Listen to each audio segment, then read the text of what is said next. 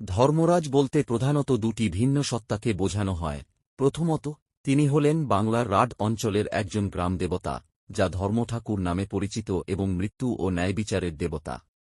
দ্বিতীয়ত, তিনি মহাভারতের পাণ্ডব রাজপুত্র যুধিষ্ঠিরের আরেক নাম, যিনি ধর্ম ও ন্যায়ের প্রতীক ছিলেন।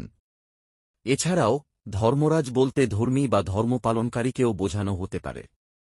ধর্মঠাকুর পরিচয়: তিনি বাংলার রাঢ় অঞ্চলের একটি জনপ্রিয় গ্রামদেবতা, যিনি ধর্মরাজ বা শুধুমাত্র ধর্ম নামেও পরিচিত।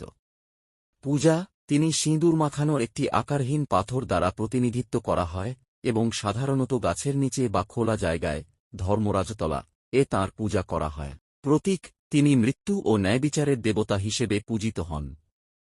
মহাভারতের ধর্মরাজ পরিচয়: তিনি মহাভারতের পঞ্চ পাণ্ডবের মধ্যে জ্যেষ্ঠ এবং ধর্ম ও ন্যায়বিচারের প্রতীক হিসেবে পরিচিত।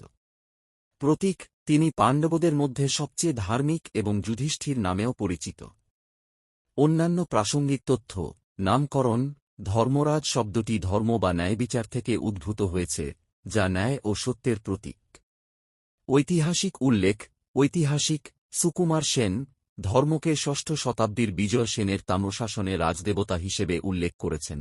সংক্ষেপে, ধর্মরাজ হলেন ন্যায়, ধর্ম এবং মৃত্যুর দেবতা, যিনি বাংলার গ্রামীণ পূজা এবং মহাভারতের পাণ্ডব রাজপুত্র যুধিষ্ঠিরের প্রতিরূপ হিসেবে পরিচিত।